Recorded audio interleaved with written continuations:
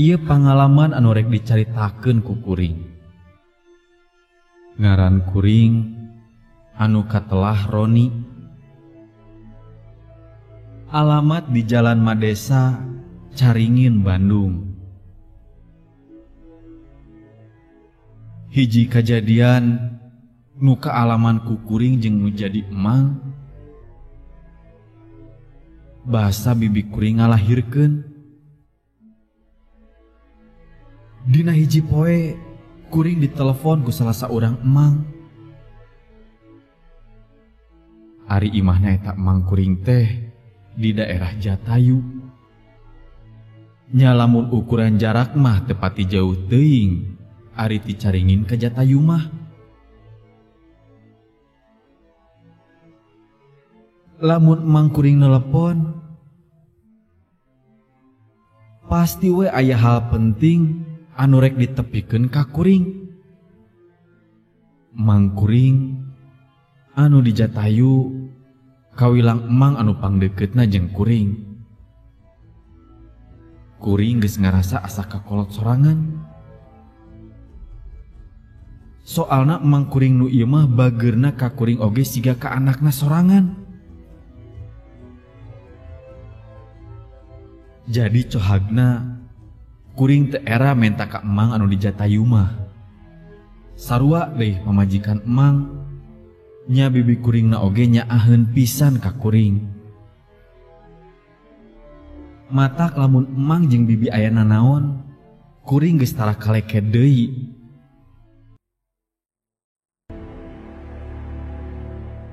Halo Ron. Nya, aya naon, Mang? Geuwat ka dieu Ron. Si bibi geus lahiran. Alhamdulillah, ari langsar mah. Abdi ka dinya ayeuna, Mang. Nya sok atuh, ka hati-hati di jalanan nya.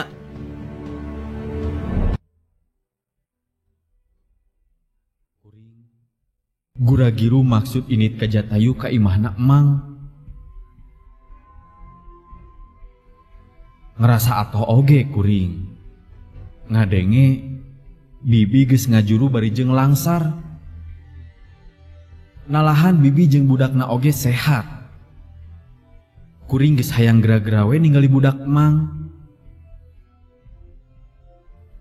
Teu kungsi jam-jaman, kuring oge geus tepi ka imah nu jadi emang. Di imahna emang geus kasampak dulur-dulur anu sejen. Nu sarua rek nempo orok. Malahan tatangga nu deukeut oge aya nu datang ngalongok orok. Kuring geus ningali orok mah terus ngadon ngarobrol jeung nu jadi emang. Oge dulur-dulur anu sejen. Kacida uplekna kuring ngobrol teh.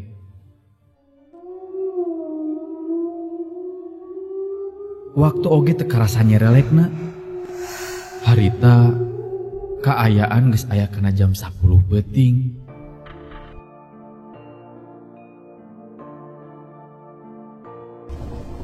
Bari jeung di luar hujan ngaririncik. Masih keneh can raat. Kulantaran kuring isukan kudu digawe isuk-isuk. Kuring oge bebeja kana jadi emang. Rek ngadon balik heula ka Caringin. Abdi mau waka bisa mondokan oroknya, keun keweh malam minggu mondok mah. Nah rek balik wae kitu. Isukan abdi kudu gawe isuk pisan, Mang. Kagok padahal mah. Nya digawena ini ti dieu we atuh. Nyeta teu makresalin abdina. Geus peuting ya, jabah hujan deui. Make jeung balik sagala, geus sare di dieu oge aya kamar kosong tuh. Nya kumaha tuh nya, Mang? Kewe subuh balikna. Sabada sholat subuh, maksakeun hujanan, hayo we ke gering. Nya tuh subuh wae nya. Kuring tetulus balik peuting eta. Maksudna rek balik teh subuh. Dan ninggang dipaksakeun harita mah. Hujan masih keneh gede.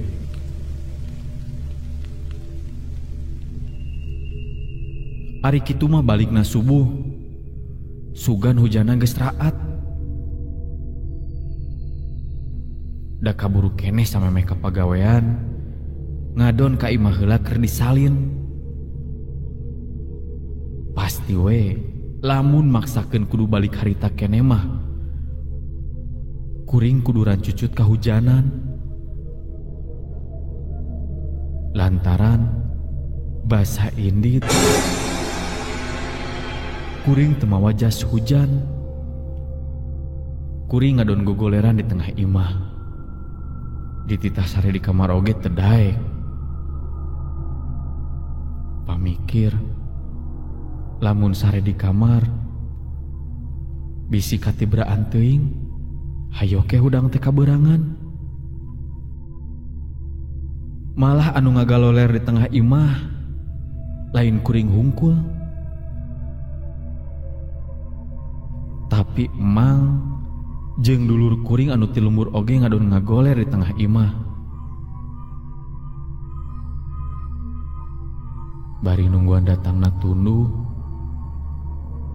kuring gogoleran bari ngadon SMS-an jeung babaturan.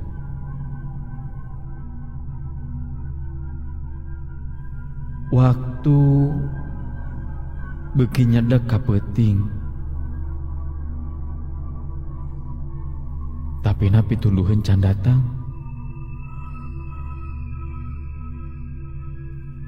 Kaayaan di luar, hujan tambah gede.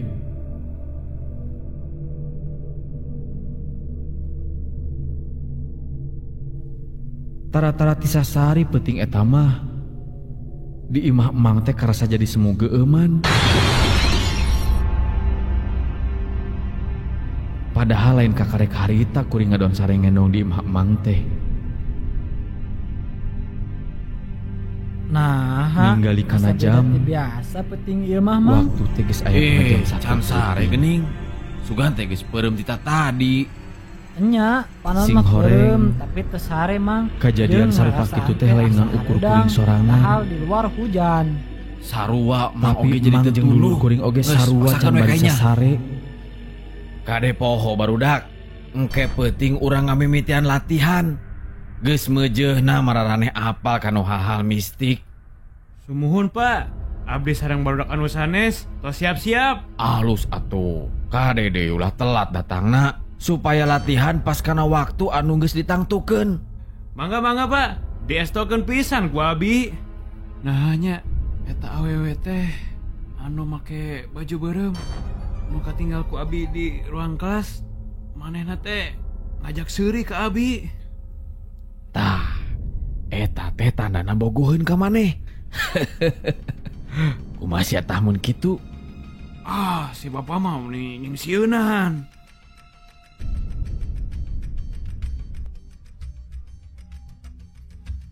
Sanggeus cacarita kitu jeung anu jadi emang,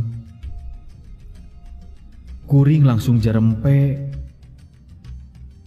Ceuli jadi rada curinghak. Kuring ngadenge aya suara budak anu ngomong mamah-mamahan. Sakedapan kuring jeung nu jadi emang sing lareret ngadenge aya suara sarupa kitu teh. Kuring mah langsung nyabakan punuk anu karasa asa ngandelan.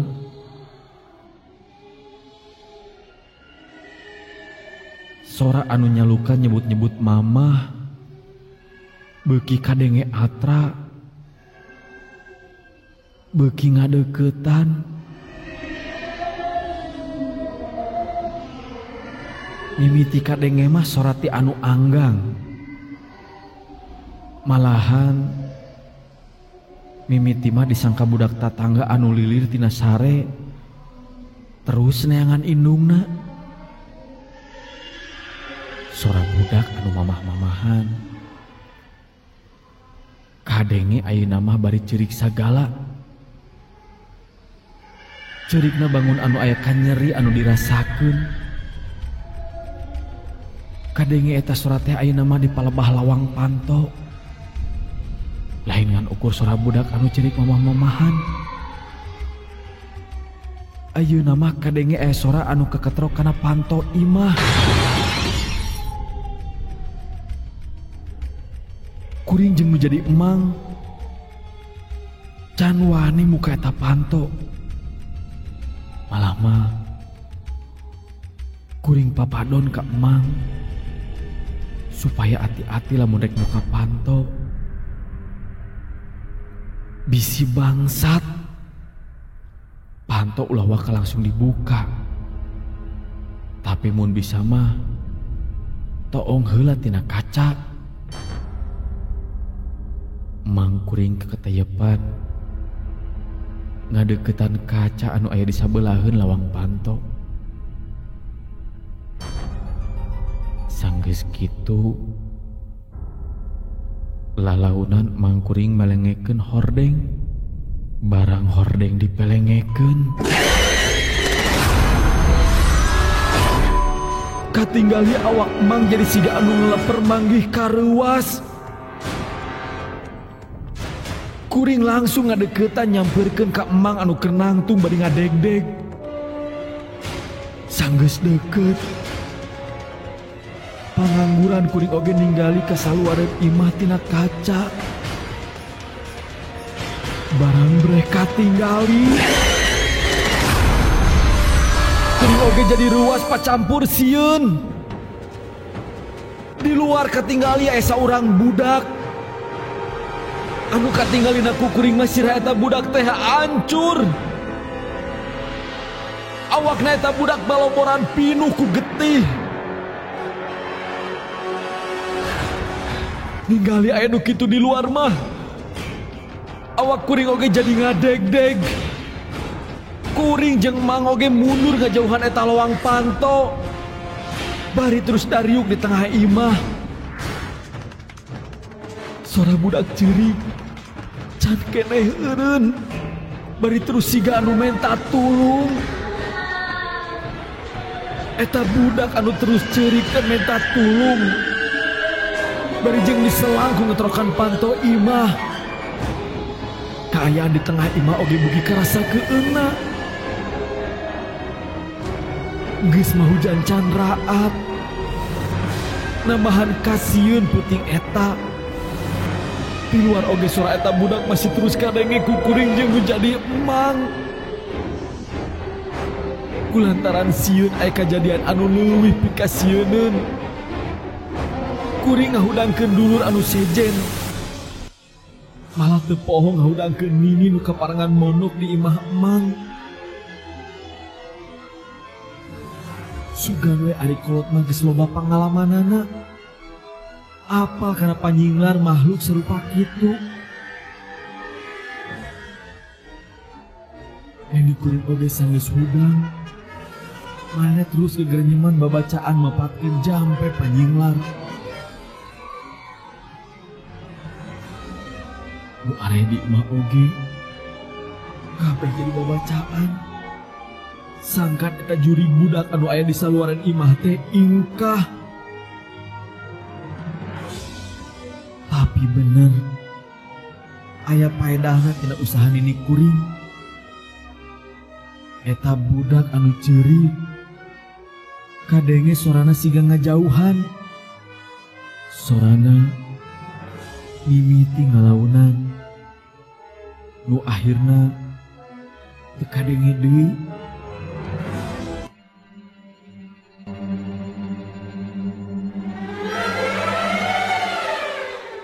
Kaayaan di imah oge jadi seperti biasa deui. Tina eta kejadian kuring oge meunang bongbolongan tinu jadi nini. Matak lamun aya nu ngajuru sok pada mondokan jeung sok nyadiakeun panglai. Tah eta teh keur panjinglar. Sangkan anu anyar ngajuru teh teu didodoho ku jurik anu nyiliwuri.